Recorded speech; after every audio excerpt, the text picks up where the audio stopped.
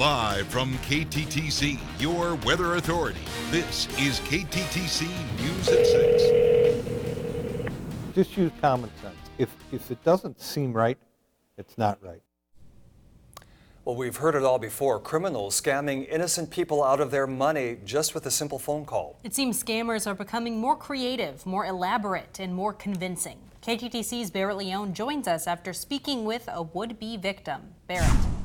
Good evening, Tom and Caitlin. Olmsted County officials say there have been between 4 and 5 attempted and successful scams each month over the past decade. But there's a new element in this case that everyone at home should be aware of.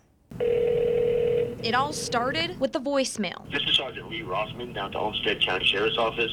Miss Price, I've been trying to reach you for several days now, ma'am. That turned into a 45-minute phone call with someone claiming to be an Olmsted County sergeant. He had kept saying, if you hang up on me, you're going to get a phone call back and you will be arrested. Demanding money and threatening arrest for supposedly missing jury duty last month. Well, this is the new twist on it. But Patty Price wasn't speaking with the real Sergeant Lee Rossman. What was unique about this is when they called, they identified themselves as one of our sergeants, Sergeant Rossman, who works Government Center Security and Transport Division. The scammer gave Price two options: pay a flat-out fee or potentially face jail time. I said, what am I going to do with this $2,000 after I get it?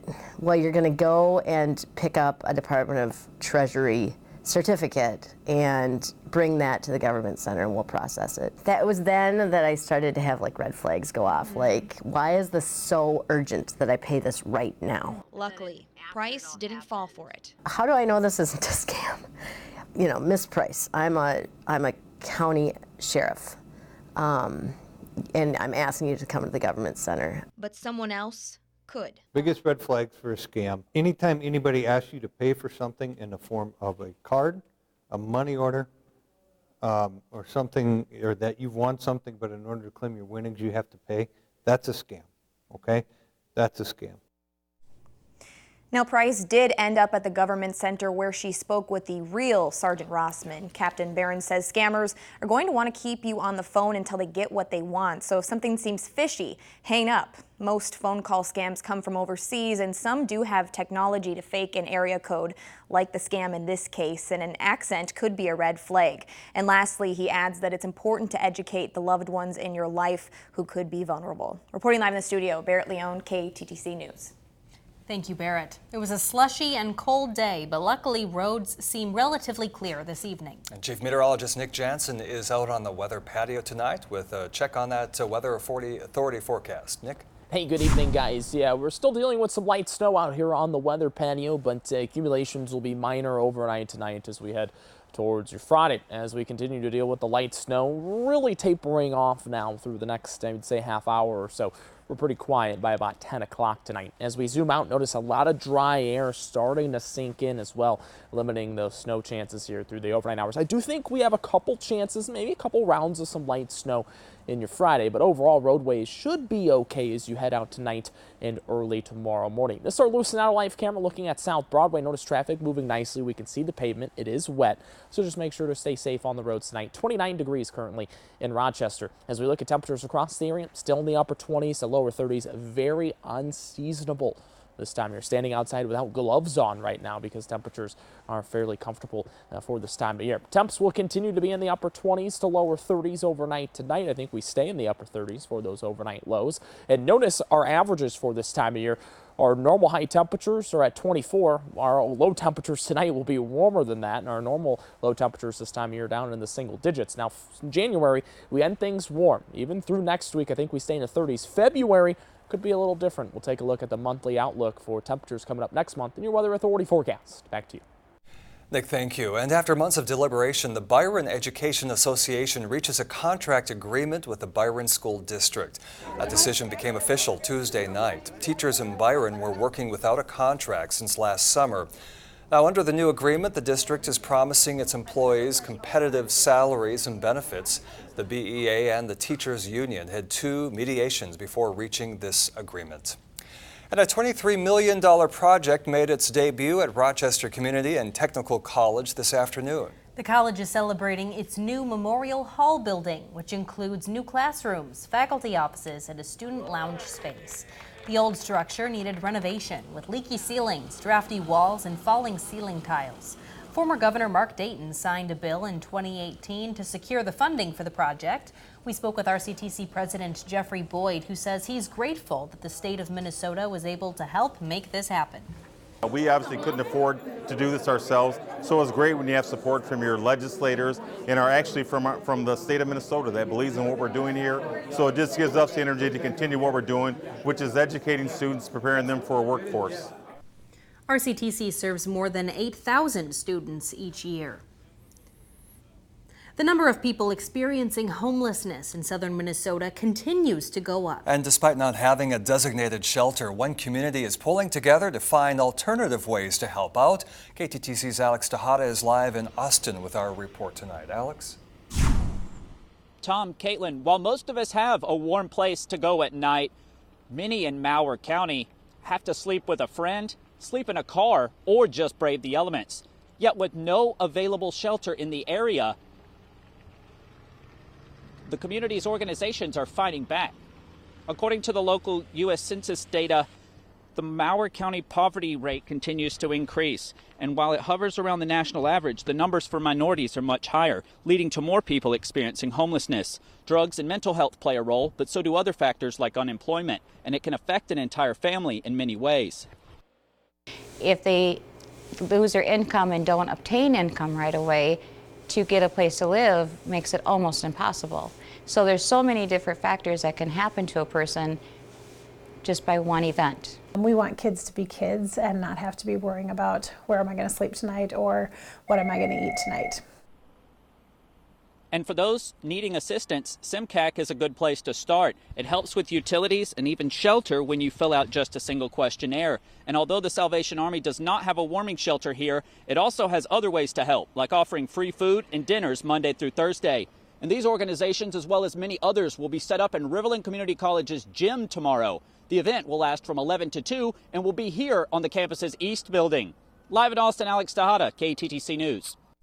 Alex, thank you. And still at tonight, it's the second year in a row now the numbers have dropped. More dairy farms calling it quits across Minnesota. What the executive director of the Minnesota Milk Producers Association is saying about the trend tonight. KTTC, your weather authority, with Tom Overley, Caitlin Alexander, Chief Meteorologist Nick Jansen, and sports with Pat Lund. KTTC News at 6 continues.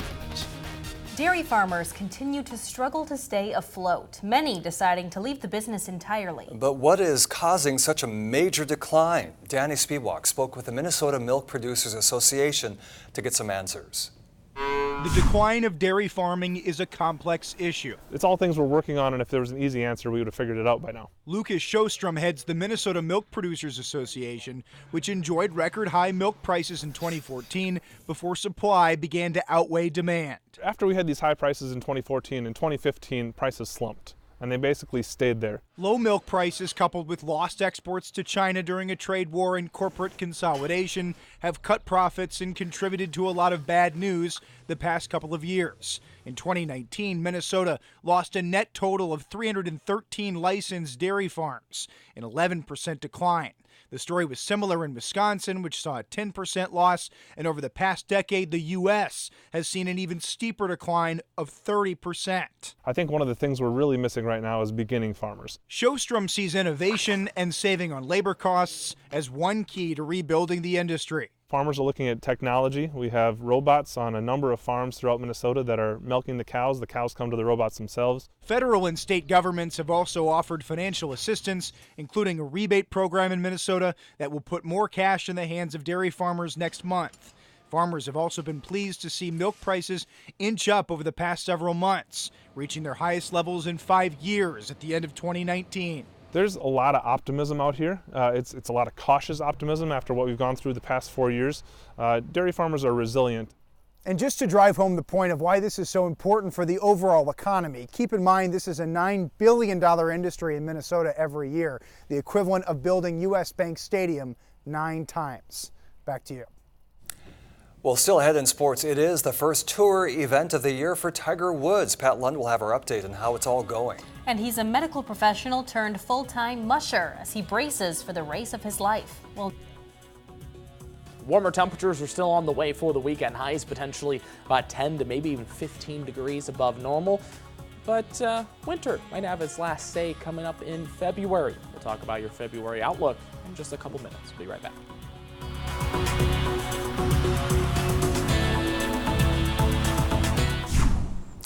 A Minnesota man is bracing for a trip he most likely will never forget as he represents the state of 10,000 lakes in Alaska for the 2020 Iditarod. Our Uba Ali joins us in the studio after spending the day with Damon Ramaker as he trains. Uba. Tom and Caitlin, I can definitely cross off Iditarod training off my list, but it's certainly not easy. Damon Ramaker is a full-time emergency room nurse at Mayo Clinic, St. Mary's, and for the past 4 months has become a full-time musher, all with the hopes of coming up on top in Alaska. Hey, ho, ho, ho. There you go, good dogs. These good dogs are in training.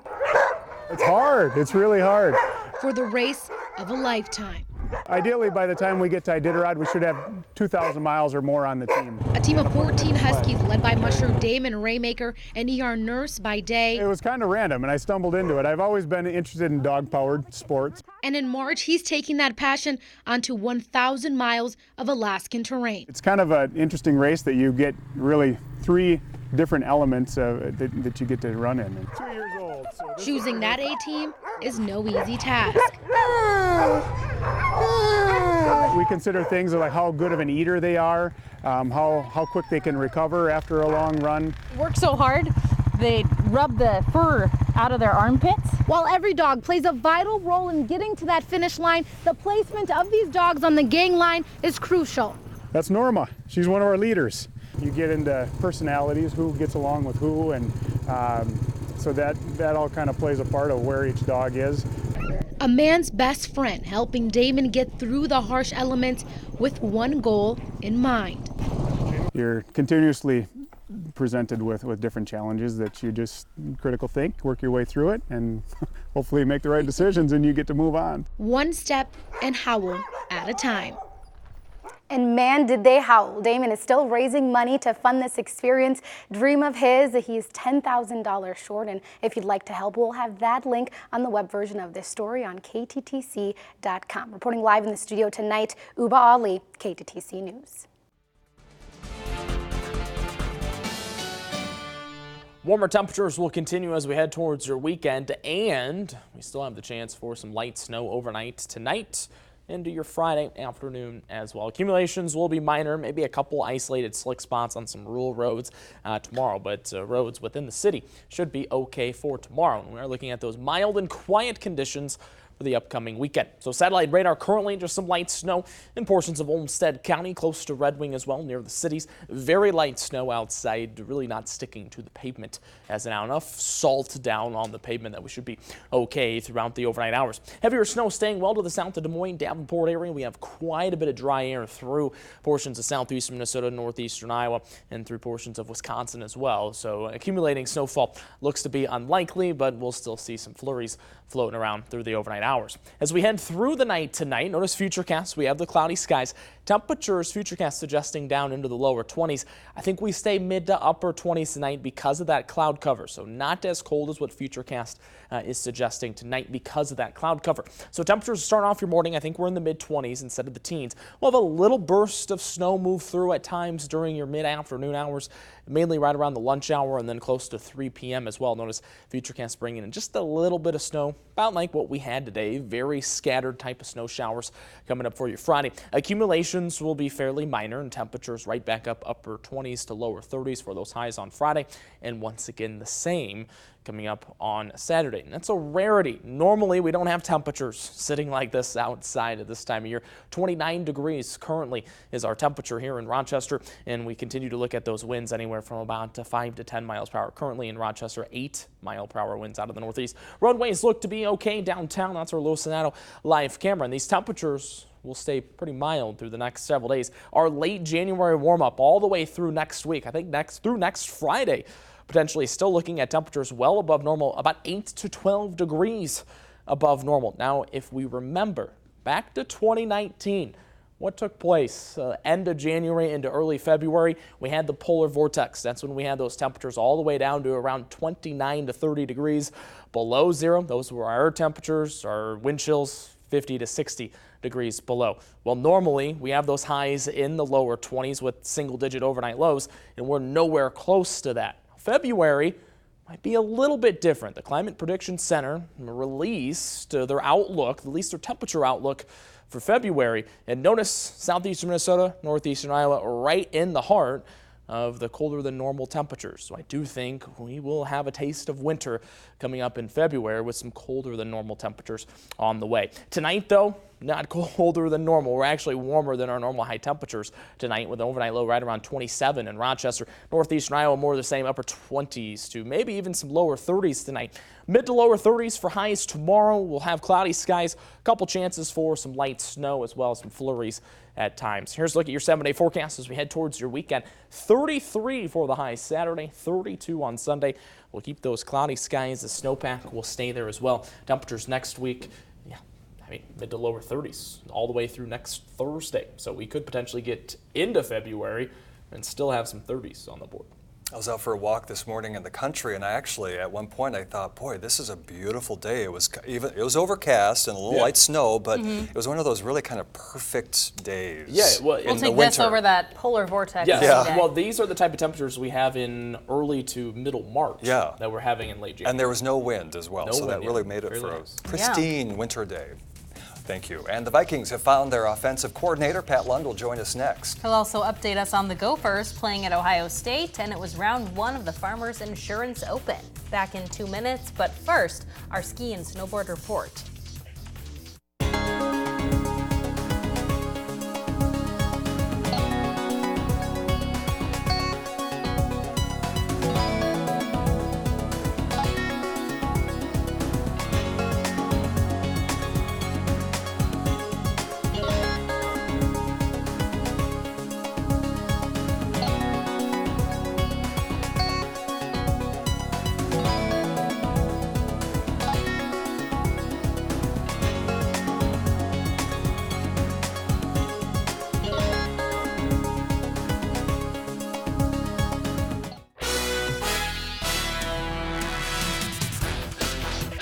The Golden Gophers are on the road tonight at Ohio State. Buckeyes were ranked 3rd in the nation when they got beat by Minnesota back in December. Remember that at the barn, 84-71. Ohio State's lost 5 of their last 6. They're 2-5 in the Big Ten. Well, we need this to happen. Gabe Kelscher to be consistent from beyond the arc. When he's shooting like that, the Gophers play well. Great look here. Alahan Demir slashes to the goal, finishes the two-handed dunk. Gophers with the early 9-7 lead. Minnesota getting contribution from Trey Williams off the glass. Good start for Minnesota. Then check out Marcus Carr. Look at him split the defense. Hard to the goal, then delivering the soft right-hand finish as he's going down. It is at halftime, and Ohio State is leading the Gophers. The Vikings didn't have to go far to find their offensive coordinator. They went in-house, filling the vacancy with Gary Kubiak, who's been the Vikings' assistant head coach and offensive advisor. Kubiak has won 4 Super Bowl rings as both a player and coach, most recently leading the Denver Broncos to a title. 4 years ago at Super Bowl 50, Kubiak was the head coach for the Houston Texans for almost 8 years. He was fired in 2013 after 13 games. The 58-year-old replaces Kevin Stefanski, who took the head coaching job at Cleveland. To San Diego for the Farmers Insurance Open. Beautiful afternoon. First tour event for Tiger Woods of 2020. He's won this tournament 7 times, and Tiger didn't show any rust today. Woods fired a 3-under 69. He's 3 strokes off the lead, headed into round 2. Rory McIlroy is 1 stroke behind the leader. Look at this chip shot. On his final hole of the day, Rory would get up and down, sits at 5 under par, shooting a 67. There are a group of golfers at 5 under. There are 2 tied for first at 6 under par, including Sebastian Kaplan and Keegan Bradley. Kaplan with a great shot there with his putter just off the green for the birdie. Nice green. I love watching golf when it's horrible here. You know, all the green. How beautiful does San Diego look? How could you not be in a good mood seeing that video too? It's really beautiful. We'll wrap it up in a moment. As you go to break, here's what you're reading online.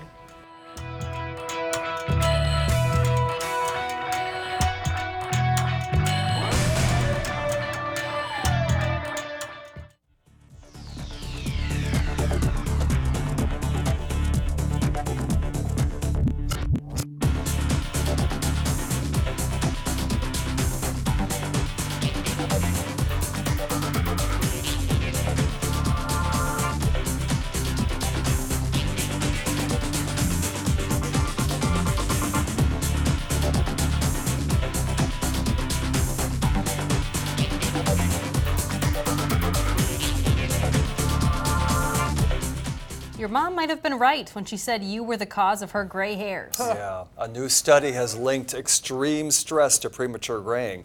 I've got a lot of gray hair on my head, by the way. Scientists at Harvard looked at how mice reacted to stress. They found that when the fight or flight response to danger kicks in, it also creates a biochemical response that can turn your hair gray. Researchers hope the study may also help them learn how stress impacts different organs and tissues.